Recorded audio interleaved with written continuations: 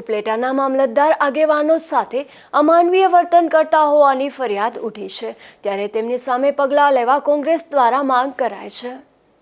ઉપલેટા શહેર કોંગ્રેસ દ્વારા મામલતદાર ઓફિસ સામે ધરણા કરી મામલતદાર મારફત જ ઉચ્ચ કક્ષાએ આવેદનપત્ર પાઠવાયું હતું, જેમાં ઉપલેટા મામલતદાર નિખિલ મહેતા કોંગ્રેસના કાર્યકરો સાથે ભેદભાવ રાખતા હોવાના આક્ષેપ કરાયા હતા અને જણાવ્યું હતું કે કચેરીના કામ અર્થે જતા કોંગ્રેસના કાર્યકરો અને આગેવાનોને કલાકો સુધી બેસાડી રાખવામાં આવે છે।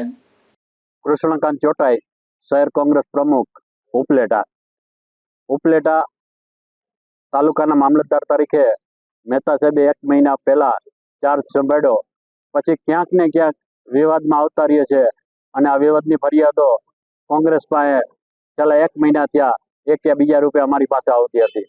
પહેલી ફરિયાદ એ આવી કે મામલતદારે આવતા વેત જ જડબે સલાક જે આ વિસ્તારમાંથી 3 મોટી નદીઓ પસાર થાય છે, મોજ નદી અને ભાદર, આમાંથી ખનીજ ચોરી થતી હતી। આ ભાઈ આવીને સીધી જ બંધ કરાવી દીધી। આ તાલુકાના એક આગેવાનો, ભાજપના, કોંગ્રેસના આગેવાનો, સામ્યવાદી આગેવાનોએ અવારનવાર રજૂઆત કરી છતાં પણ રેતી ચોરી બંધ નહોતી થતી, પણ આને આવી અને એક જ અઠવાડિયામાં રેતી ચોરી સદંતર બંધ કરાવી દીધી અને જેવું ગોઠવાઈ ગયું એટલે આ રેતી ચોરી જે તે સ્થિતિમાં પાછી ચાલુ થઈ ગઈ। આ ફરિયાદો અમારી પાસે અવારનવાર આવે છે કે આમાં ક્યાંક ને ક્યાંક ભ્રષ્ટાચાર થયો છે। અમે આ અંગે એસીબીને પણ અરજી કરવાના છે અને એસીબીને પણ ફરિયાદ કરવાના છે કે આની તપાસ થવી જોઈએ। હું તો ત્યાં સુધી કહું છું, મારી પાસે ત્યાં સુધીના સમાચાર છે કે આ જે પૈસા આવે છે એ આ ગામની એક પાનની દુકાનમાં જમા થાય છે અને ત્યાંથી આ ભાઈ પૈસા લઈ આવે છે। આટલા સમાચાર મારી પાસે છે અને આ અંગેની વિગતવાર અમે એસીબીમાં ફરિયાદ કરવાના છે। બીજી વાત કે અધિકારીશાહી વલણ અપનાવે છે। 4-5 દિવસ પહેલા સ્વામિનારાયણના સંતો એમને મળવા આવ્યા ત્યારે સંતોને એમ કીધું કે હું આ તાલુકાનો રાજા છું, મારું ઈચ્છા પડે એમ હું કરું। ભાઈ તું રાજા નથી, આ પ્રજાનો નોકર છે અને આ પ્રજાના પૈસાથી તારું પેટ ભરાય છે। આ રીતે અધિકારશાહી રાખવી એ વ્યાજબી નથી। આ હજી તો અમારી પાસે આવી વાતો આવતી તે દરમિયાન અમારા આગેવાન રામસિંહભાઈ વામરોટીએ એને રજૂઆત કરવા આવ્યા તો એમને મુલાકાત ન આપી અને એમની સાથે એમને બેસાડી રાખ્યા 1 કલાક। આ ફરિયાદો પણ અમારી પાસે આવતા અમારા જે ધરણા કરવા પડ્યા છે। આજે અમે કોંગ્રેસના ઉપલેટા તાલુકા અને શહેરના આગેવાનોની સાથે ધરણા ઉપર બેઠા છે। ધરણા બાદ અમે આવેદનપત્ર આપવાના છે અને આ આવેદનપત્રમાં મામલતદાર પોતાની ફરજમાં બેદરકારી છે અને લોકો સાથે અમાનવી અને અધિકારશાહી વલણ અપનાવે છે એની સામે પગલાં લેવા માટે માગણી કરનાર છીએ।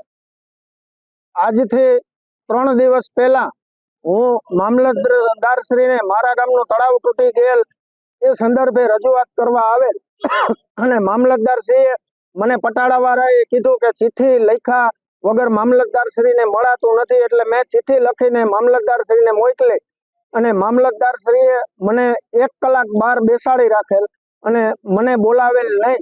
પછી હું કાથરોટા ચાલ્યો ગયો અને મારા ગામજનોને વાત કરી કે હું આપણા ગામનું તળાવ તૂટી ગયું એ બાબતે હું મામલતદારશ્રીને રજૂઆત કરવા ગયો હતો, પણ મામલતદારશ્રીએ મને બોલાવેલો નથી।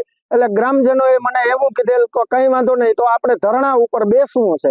એટલે પછી સોશિયલ મીડિયામાં અમે બધે આપ્યું અને તે છતાંય મામલતદારશ્રીનું પેટમાંથી પાણી ન હલ્યું, એટલા માટે અમે કોંગ્રેસને સાથે રાખી અને ગ્રામજનોને આખા તાલુકાના માણસો થકી કોંગ્રેસ દ્વારા ધરણાનો કાર્યક્રમ આજરોજ ત્યાં યોજેલ છે।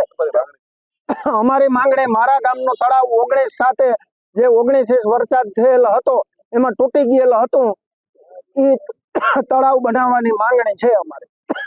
પછી મને તો કોઈ ખ્યાલ નહોતો, પણ પછી તમારા મીડિયાના માધ્યમથી જાણવા મળ્યું કે ભાઈ એ કોંગ્રેસના કોઈ આગેવાન છે અને મેં ચિઠ્ઠી જોઈ એમની મુલાકાતી સ્લીપ, તો એમાં એમણે રાયસીભાઈ, ગામ કાથરોટા અને મુલાકાતનું કારણ ગામના પ્રશ્ન બાબત આટલું જ લખેલું હતું। 10 થી 12 મિનિટ જ રાહ જોવી પડી છે, કોઈ કલાક બેસાડ્યા નથી અને 10 થી 12 મિનિટ પછી જ્યારે કચેરીના સેવક એમને બોલાવવા ગયા ત્યારે એ કચેરીમાં હતા નહીં। એ વ્યક્તિ મને મળ્યા જ નથી, મારી યારે પ્રત્યક્ષ કે પરોક્ષ કોઈ વાતચીત નથી થઈ। એટલે જે આક્ષેપો કરવામાં આવે છે કે તોછડું વર્તન કર્યું, અમાનવીય વર્તન કર્યું, તો મને મળ્યા જ નથી, મારી સાથે કોઈ પ્રકારની વાતચીત જ નથી થઈ, તો તોછડા વર્તનનો કે અમાનવીય વર્તનનો કોઈ સવાલ આવતો નથી।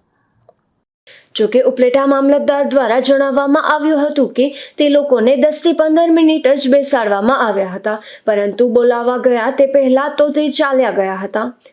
સરફરાઝ કોહડી, ગુજરાત ન્યૂઝ, ઉપલેટા.